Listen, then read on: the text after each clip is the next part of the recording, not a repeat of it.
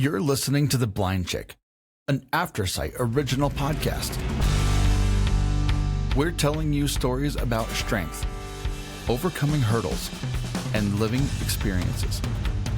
We see who you really are. Blindness can be an adventure. Are you ready for the journey of a lifetime? We are. Hello, everybody, and welcome back to The Blind Chick. That's Moses Street. And that is Penn Street. The Blind Chick. I really hope that doesn't hurt people's ears out there. and we're going into Halloween.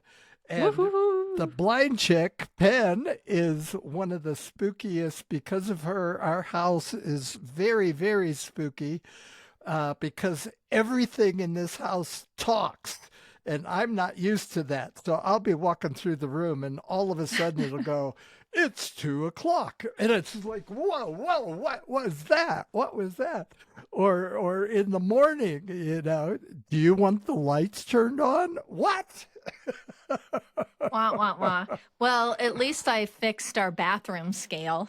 I got a different one because our old one, because we do live in an old house, so the floors aren't completely 100% solid. Yeah. So my old bathroom scale, you could walk in any room near the bathroom and it would say, please step on the scale. But the one we have now is different. You actually have to step on it. So if that one ever goes off and we're not in the bathroom, we are in trouble. There's definitely a serial killer in our bathroom. Yeah, and that scale was the scariest thing in the house because it always added 10 to 15 pounds to your weight.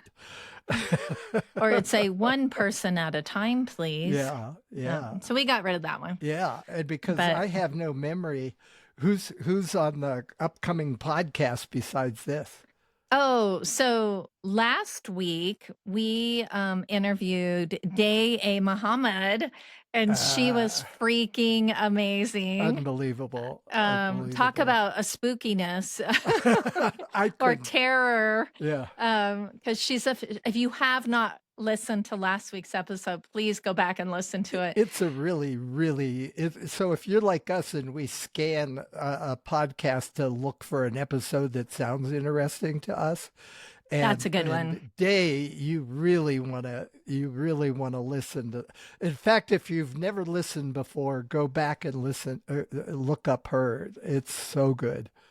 Yeah, she's just done so many incredible things, but it literally triggered my PTSD because she rode across America and she's totally blind. And she rode across independently with a guide in front of her. Yeah, a bicycle built for one person only. One person. No tandem. Yeah. And so she sent us the link to her movie, it's a documentary, which is out at all the film festivals.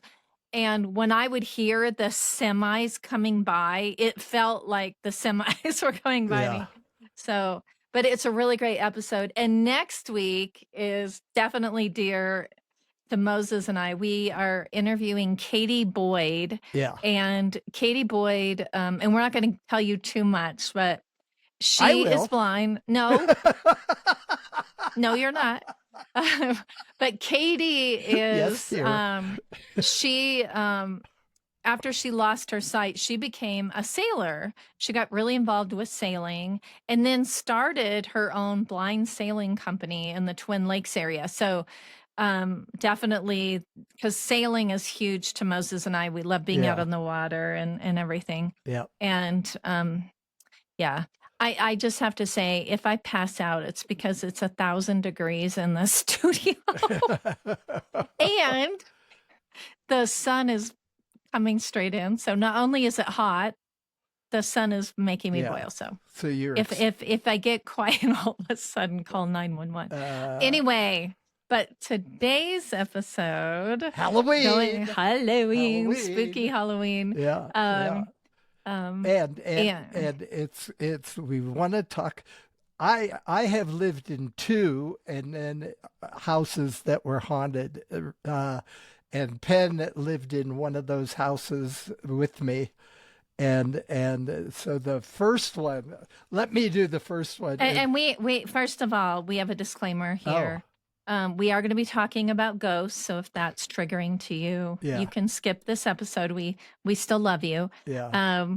And we believe in ghosts, but we're not trying to get you to believe in them. Yeah. But Moses and I believe in ghosts. So if you live in a really good haunted house, no, I love ghost stories, and I will believe any ghost story because it doesn't matter.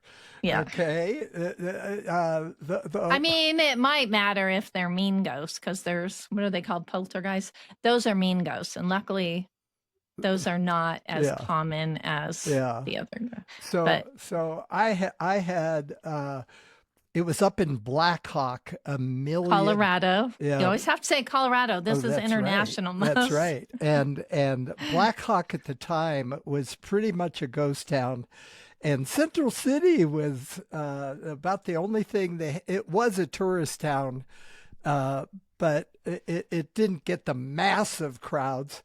And so I was starting the very first old-fashioned portrait studio ever in America. And I rented this old dilapidated building on Main Street in Blackhawk. This was BP. This was before Penn. I would not have lived in this apartment. No, I found some photos on it, and it was a ramshackle. And so I wasn't thinking of ghosts at all, and so the one or two nights, I think it was the second night, I was sitting in the living room, and the door of this place, the building leaned a lot, and the door, if you pushed and shoved, you could get it to open a foot that you could just barely squeak out the main door. We always had to use the side door. So it's like I'm a night person, and I'm sitting in there reading in the living room about 6 feet from the front door. And all of a sudden, as loud as you can imagine, somebody pounded on the door and scared me to death. And once I, relaxed a little bit, I looked outside. There was nothing. And at those times, the streets were empty at night. And that started a whole series of events. The ghost would frequently pound on the door at night. It got to the point, because I was very young at the time, and it was a party house. Kind of like a mountain ghost town Animal House, if everybody remembers that. Anyway, so we talked to the owner, and he said, yeah. He said, used to, back in the 1800s, an old miner lived there, and he was gut shot at a bar just up the street. He was what? Gut shot. Oh, shot in the gut. In the stomach. And that Western slang. And he made it back to the house and evidently died in the basement. And so even in the daytime, we could hear stuff being dragged around in the basement. And only once did I go down there, and it was so creepy I never went down again. Nobody else had the nerve to, but a lot of people heard the stuff being dragged around in the basement. Then other time, he would, I was laying up in bed. I read a lot, and I was sitting in bed. It was like 6, 7 o'clock. It's raining outside, and I'm reading, and I hear footsteps in the living room. And then we had those old, practically a ladder, steep steps like in old houses. And I hear heavy boots coming up the steps. And scaring me to death. I go, hello, who's there? And just as the steps are getting to the top, I hear a knock at the door. And I go, who is it? And it was a friend of mine to go, come in, quick. There's somebody in the house. And it's come up. And they kept, there was nobody there. There was nobody there. Oh, good thing your friend showed up. Oh, who knows what would have happened. Yeah. And the funniest part of it was that I had left for the weekend and gone down to Denver to visit my folks. Came back up Monday. I run into this really good friend, and he is furious at me, really, really angry. And I'm going, what are you so mad about? He goes, well, I came over to your house and you wouldn't let me in. And I go, well, I wasn't here. I was in Denver. And he goes, BS. We can't swear on this podcast, can we? I don't know. Yeah. So, well, everybody knows what BS is. So anyway, he goes, baloney. He goes, I saw you up in your bedroom window. Well, I had actually seen the ghost. Now, when you see a ghost, you can talk yourself out of it pretty easily. So I didn't really see a ghost. But the ghost happened to look a lot like me. He had a long beard. I always wear a hat. He had a hat on, and he had on a long duster. And the image lasted, 2-3 minutes and then faded away. And I go, you saw the ghost. And he goes, no, I didn't. It was you. I go, no, I was really at my folks' house. And he still didn't believe me. So now, even at parties, the ghost would knock on that front door, and people would race out of the house and try to find the ghost. There was never anybody outside that house. But he looked like you, though. Yeah, because your friend thought he was you. Yeah, yeah. And that's creepy. Yeah. And so, was that your first experience with ghosts? Like, yeah, you've never, well, my fear of ghosts, which you're well aware of. Yes. Is he is so easy to prank with ghosts. It's quite fun. I had a cousin who was evil, evil. And what was that called? The bad seed. The bad seed. He was the bad seed. If you see that original, Bad Seed. I think they made that movie after him. Yeah, I had a hard time watching that original movie because he was so much like my cousin. Yeah. Yeah. It was, those the dolls that come alive in the horror films. Oh, like Chucky. Like Chucky. That was my cousin. So now, wait, many, many years later, Penn and I have been together a long time, and shooting weddings. I'd go through Blackhawk if I had something along the I-70 corridor, and I thought, I got to show Penn the house, because it had been turned into a casino, which was bizarre because it wasn't that big, and so Penn and I go in there. And we tell the guy at the door, we're not going to drink, we're not going to gamble. I used to live here, and I want to show my wife because it was a big memory. Well, I'm showing her around the place, and it kind of looked like it used to look. But it was bigger. They had added like an elevator, and they did. They added a whole backside of it and stuff. Yeah, and the owner comes up. Well, the owner was actually the guy whose father had rented me the place 30, 40 years before. And he goes, did you ever have any ghost stuff? And I go, oh, yeah. And he goes, did you ever see him? And I go, oh, yeah. And I described him as I just described him earlier in this story. And he goes, yep, you saw him all right. And he goes, that ghost is still here. And he goes, sometimes people will come screaming out of the elevator because he'll appear in the elevator. That would freak me out because you're like stuck in an elevator. It's not like, I mean, if you're in a room, you could run out the door. Yeah. Yeah. But if you're stuck in an elevator, that would be. Yeah. Oh, but this is kind of a disclaimer. You have to believe in ghosts to be able to see them. I Which think is a so. I think that's psychological kind thing. of true with anything, though. Yeah. You know? Like if you had a ghost standing right next to you, you couldn't see it if you don't believe in them. Yeah. Anyway, so Yeah. Ped, you Yeah. can talk about the haunted house we yes. lived through together. Yeah, I had an incident when I was little. Like I was like, oh God. Well, it was before I got Stevens-Johnson syndrome, so I must have only been 6 or 7 years old, and we lived in an old farm house in Arkansas in this little tiny town.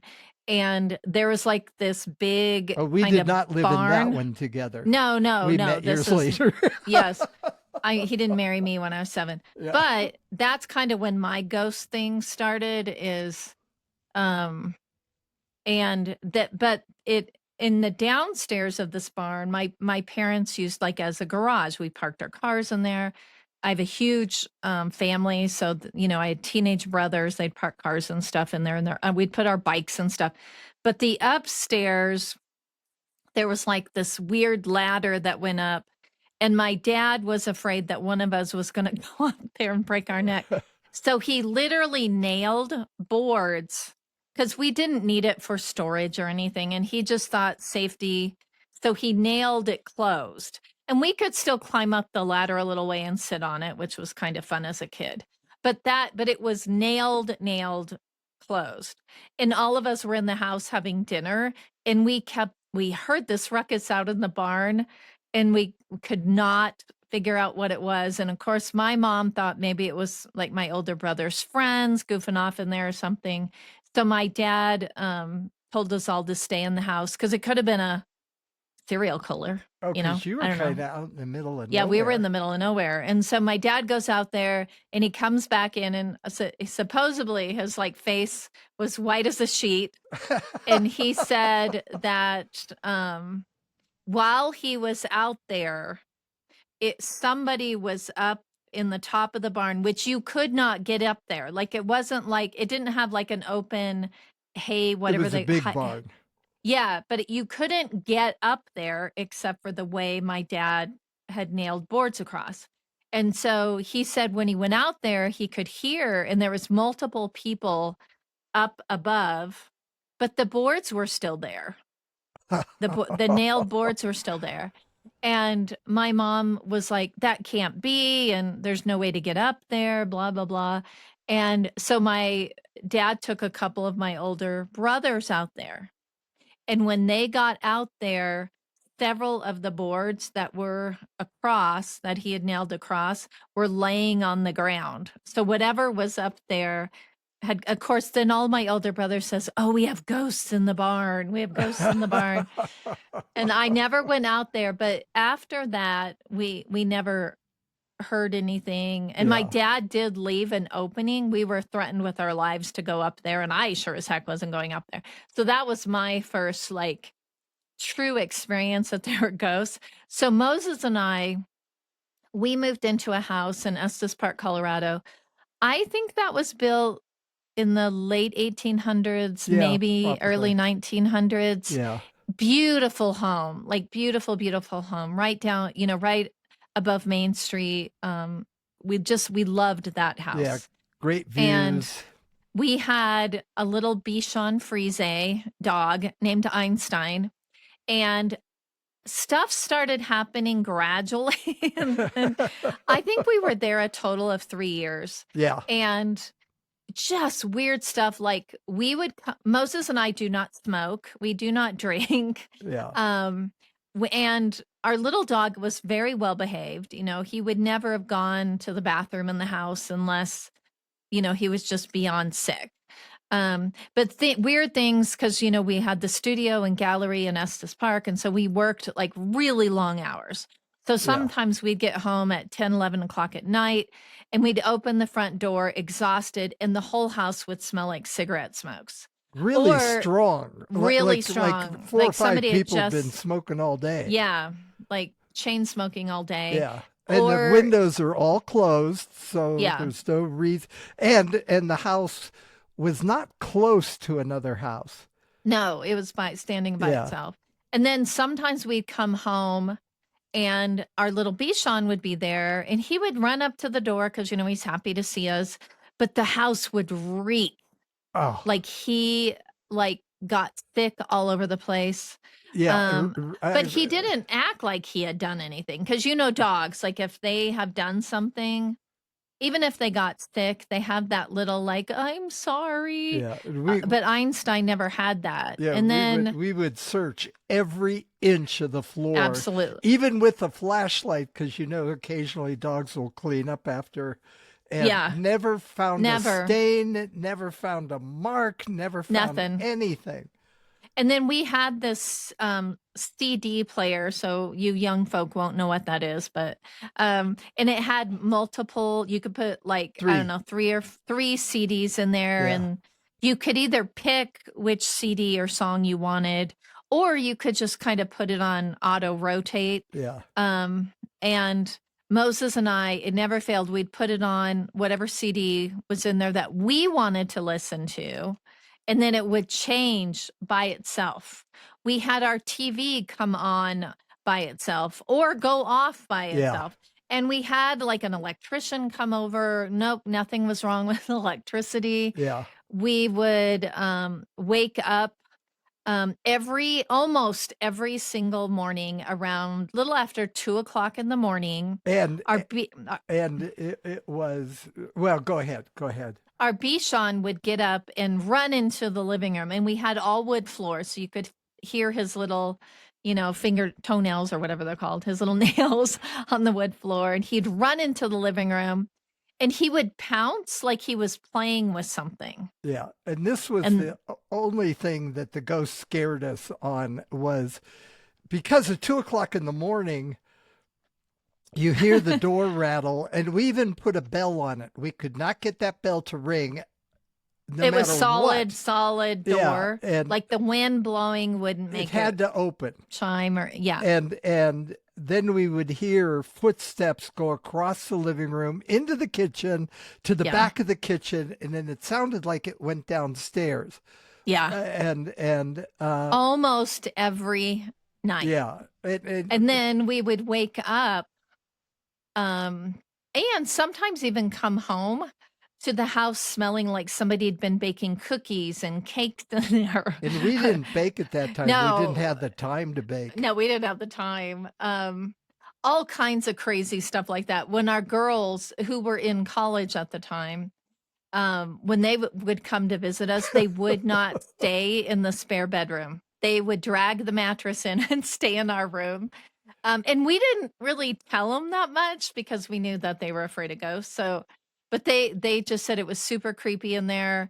Even in that room, we would make the bed and then go in 5 minutes later and it would be unmade. Yeah. This was and you could hear even in the kitchen, cabinet doors opening and closing. Yeah. All kinds of crazy stuff.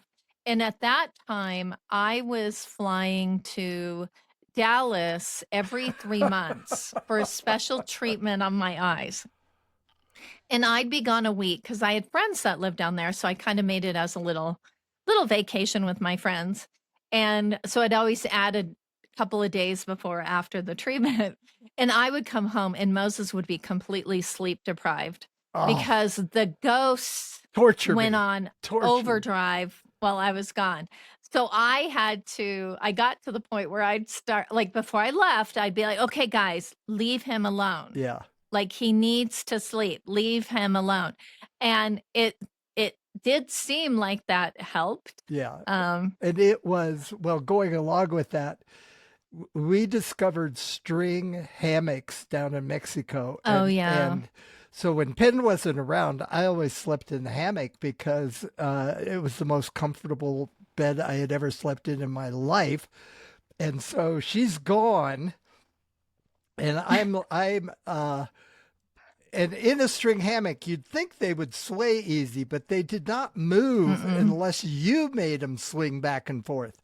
Yeah. And so I had fallen asleep, and I woke up, and my hammock is swinging back and forth in a pretty big arc. scared me to death. And so I started going, don't bother me. Don't do this. I don't like it. It's scaring me. And so I'm trying to get back to sleep. And when you're laying in the hammock, the strings that go out to the wall or the rope that goes to the wall were like a harp. And something would start playing those strings. Scared me to death. I did not sleep that night. And we did find out a couple of things about that house. So the house that was across the street was a bed and breakfast, or it had been a bed and breakfast. Yeah. And we did get to talk to the owner of that bed and breakfast. And they had owned our house. Yes, and they had owned our house as well. Because I think that, property. they hadn't turned it into a bed and breakfast, but they had plans to do that. Well, they actually had to shut down and sell their bed and breakfast because they had so many ghosts that people would literally leave in the middle of the night at their bed and breakfast. So they decided to bring in, what are they called? Like a exorcist or priest or something to get rid of the ghosts. And it did work. And she thinks that they moved across the street to our house, except before we left Estes Park, Moses was photographing a young woman, and she goes, "Oh my gosh, I haven't been in this house in so long, since I was a kid."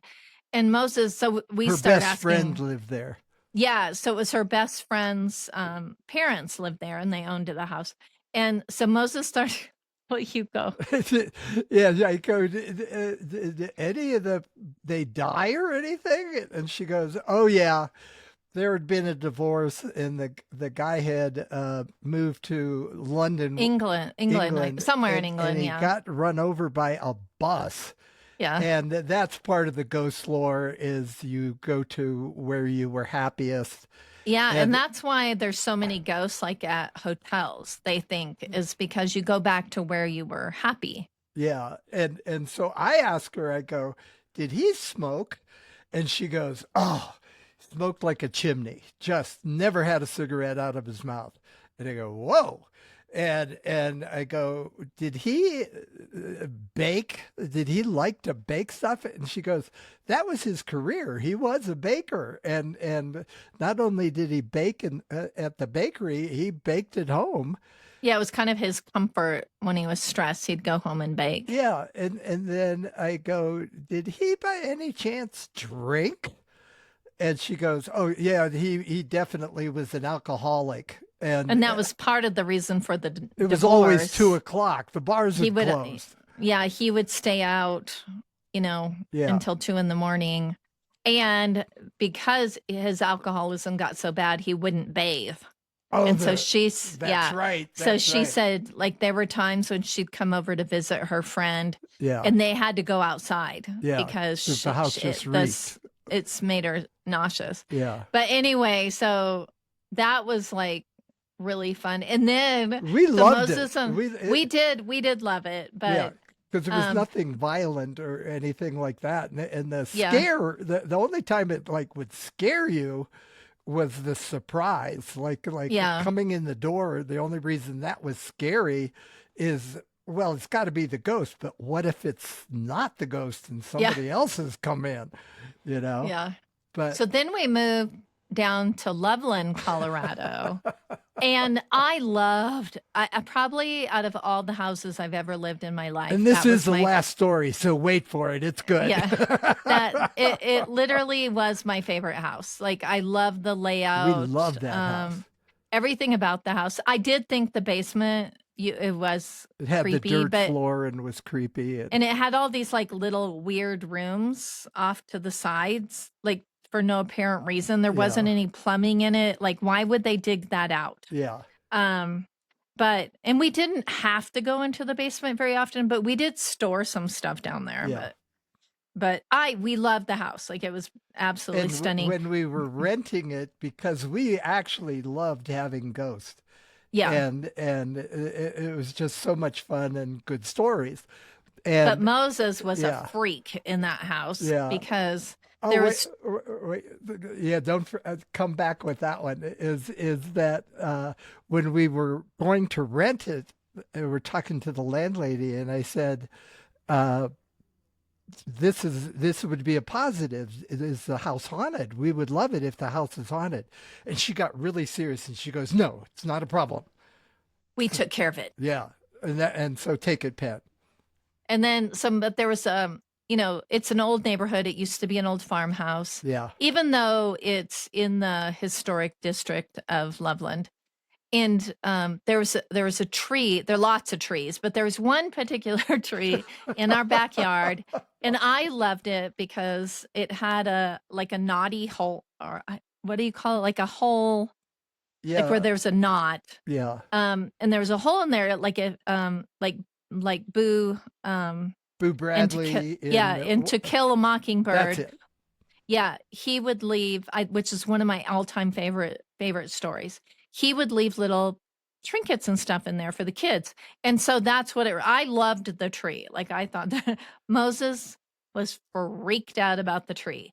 Every Yeah, single time the wind blew, he's like, that tree is going to fall on us. We'd have the master bedroom was upstairs, and he'd yeah. like, we have to go sleep downstairs because that tree is going to, And like, he was, never in my life have I been obsessed about anything, let alone a tree. but I he got had it terrified of in. that friggin' tree. He had it in for the tree. Yeah, And so nothing really happened. at all. No ghosty No things ghosts. at all. We were actually a little disappointed. Yep. But then we really wanted to buy a house, and so we which is in the one we're in now. We found it. It's adorable. We love it. I do not love it as much as I did the other one, but I do love it. Yeah. And it's our forever home. And there's no ghosts. There's nothing. And there's no ghosts in the house. Nothing. No. However, the last night we were moving from the other house to the house we're in now. You know how, like, you have everything out of the house, it's empty, but there's all these like last little cleaning things. And also it was in March, or actually it was in October. It was October 9th. It was this time of year, and it was pouring snow. Like, it was snowing outside. So Moses was over at the new house, like putting the bed together and stuff, so we'd at least, have a place to sleep and I was at the old house, just, tidying up, going through one last time, just making sure everything was spotless. And I had my guide dog with me, this very large white standard poodle named Boo, and great dog, never barked. Ever. And he just followed me around. We got everything done. And I had called Moses, said, I'm done. I should be done like in 5 minutes. Can you come over and get me? Even though the two houses are maybe a half mile apart. Yeah. And normally I would have walked it, but it was pouring down snow. And I did have some leftover like cleaning stuff I didn't want to carry. And so Moses was like, yeah, I'll be over there shortly. I'm in the middle of something, but I'll be there as soon as I can. And so when you walked into this house, your choices were to go to the right would take you into this beautiful dining room. If you went to the left, it took you into a beautiful living room, huge living room. Yeah, old classic, a lot of wood farmhouse. Yeah, but straight ahead was the stairway that went upstairs. So I was tired, so I just sat down on the stairs, just waiting for Moses, and my guide dog was in front of me, kind of looking up past me up the stairs. And I was like, just lay down, Moses is coming. And he got up, he stared up the stairway, up behind me. My hair literally stood up on the back of my head. Like, it felt like there was something like within a second that was going to grab me. And Boo just started like a bear, like barking and growling and looking up the stairs. And I knew something was there. And so I went out, like I was flung the front door open and we're standing out in the snow. And I called Moses, like, get your ass over here now. She was terrified. It was terrifying. Well, then Moses ended up photographing the owner of the house, daughter, and she was just before we were moving. Yeah, and so Moses, Moses kind of got her story of I confronted what really her. was happening. I said, okay, we're leaving. Okay, and since we're leaving, what was really going on about the ghost thing? And the kid goes, she goes, that's why we moved and rented the house, is the ghost was, and this was, I've read where ghosts have never hurt anybody in real life. But she goes, it was a evil, evil ghost. She goes, I slept in the downstairs bedroom, which happened to be where my workspace was. And she goes, I would wake up with somebody on top of me, choking me to the point I couldn't breathe. And my parents would come down in time and all kinds of horrible stuff. And she goes, and she would have bruises on her neck. Yeah. And they were bruises that she could not have done. Like it had to be somebody else. And then she said, before we rented it to you guys, we not only had an exorcist, we had some kind of guru come in to cleanse the 3 different people that were unrelated to each other. And to go along with my obsession with the tree, every one of them, none of them knew each other. Every one of them said, you have to cut down that tree. It's a portal to an evil place. Yeah. So I was right. He was. So I have we have a ton of trees around our house now, and I'm not afraid of any of them. Oh, fine. So then COVID. So we moved into our new house. It's lovely. And it's during COVID, and I would still walk my guide dog, even though there wasn't any traffic or anything. And I was like, and I loved walking in that old neighborhood. And I just happened to be over there, and there was a couple, just enjoying the sunshine. And they had 2 little boys. And I just happened to walk by, and the woman's like, oh, hi, and I was like, hi. And she goes, oh, I noticed, you're watching interested in our house. And I said, yeah, actually, I used to live here. And the dad, he comes over, he goes, you lived here? And I, like, all serious, and I was like, yeah, I did. My husband and I lived here. And so the mom goes, so do you have any stories about this house? Because her little boys, I would say, were like 5 and 7. They're pretty little, and I could tell she didn't want me to say anything too scary with the little boys standing there. And I said, oh, yes. And so the dad goes, I'll take the boys over. I'll take the boys over there's a little pond over there. I'm going to take the boys over there. Let's go look at the fish, And so the woman said, oh my gosh. She said, so do you know anything about this garage? And I was like, the garage? And I said, no. And she goes, what do you know about? And so I was telling her, so I told her my stories about the house and the ghosts, and then also about the tree. And she goes, oh my gosh, I didn't know about the tree. I know about the ghosts inside the house, but I didn't know about the tree. And then she goes, but you don't know about the garage? And I said, no, because the landlord even told us don't really use the garage because the floor was kind of rotted. So which was weird to us because they had it full of all their junk. Yeah, I think it was they just didn't want us to use it for storage. That's what Moses and I thought. But so this woman said, well, when they bought the house, which was after we left, her husband really wanted to use it as an actual garage and actually park their cars in there. And so were told the same thing, that the floor was rotted. They would need to put in a new floor. And he's like, no big deal. And so him and his buddies ripped up the wood floor. And under half of the garage, it was just dirt, which makes sense why it rotted. There wasn't like a cement slab or anything. But on one half of the garage, it was dug out. And there was a ladder that went down, and it was all rotted. But there was a ladder that went down, and this old nasty cot was down there. And I was like, oh my gosh. Yeah. And it was finished. It was not just a hole.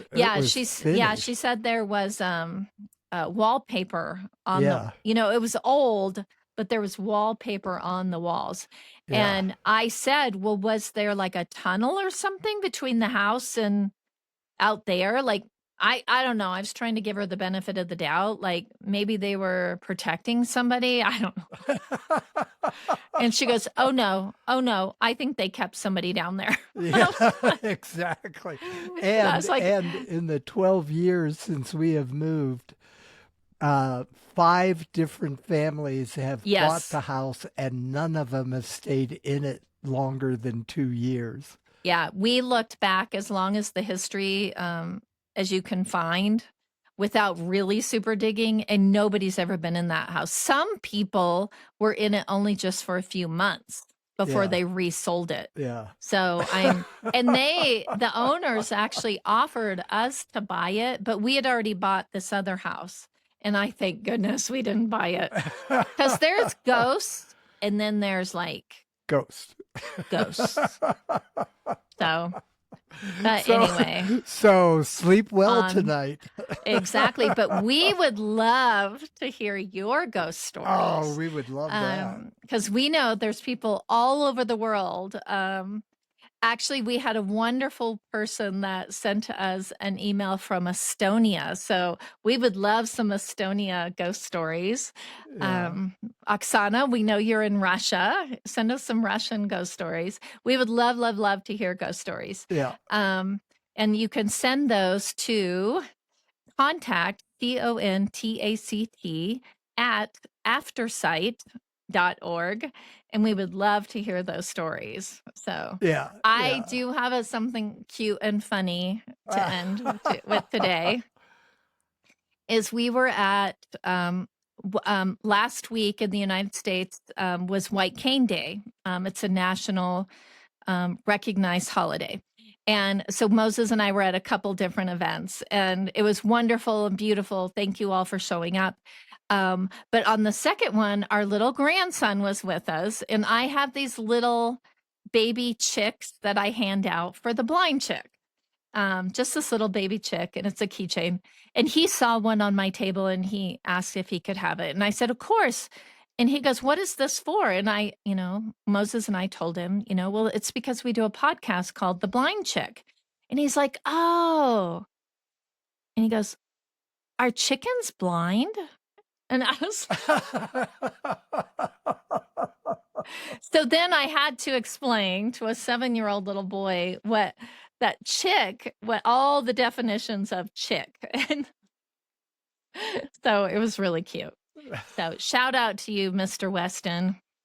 But it just made me laugh. I love those little moments with kids that, it makes you see things that you wouldn't see otherwise. Yeah. But all right. Well,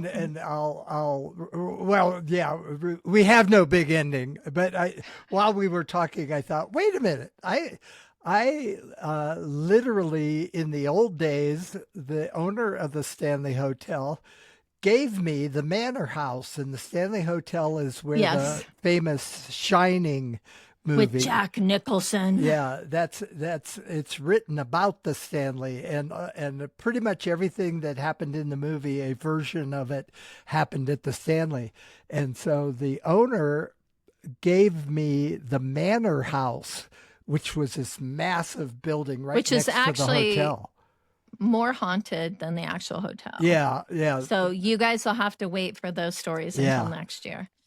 or if you are in Colorado, definitely check out Estes Park and check out the Stanley Hotel. It's wonderful. Yeah, up it's there. amazing. But I never saw a ghost in the Stanley. But I've heard a lot of people firsthand accounts of ghosts. Yeah. But so if you've been at the Stanley Hotel and you have a ghost story, let us know. And I think we're rambling now, dear. We are rambling. We need to wrap it up.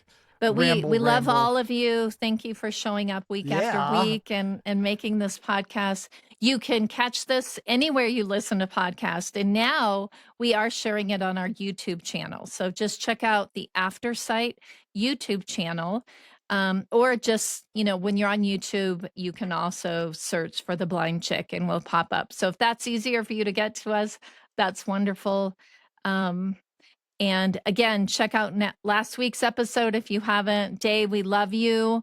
Thanks for inspiring us to be better people. And so excited for you guys to meet Katie Boyd next week. So, it's one of my absolute favorite episodes that Penn and both of us have done. Yeah, so. we had a great time with Katie. Yeah. So anyway, all of you have, however you spend Halloween, or if you don't do Halloween, that's okay too. Or if you're in Colorado, Estes Park has the best Halloween. Yes. They shut down the whole town and it turns into this, and no Moses, matter what the weather, if there's a blizzard, they're still going to have it, but they'll only get maybe 1,000 to 2,000 people.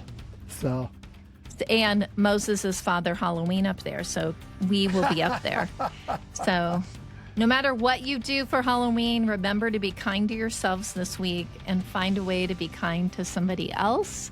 It's good for your soul. Till next week. Ta-da! Ta-da!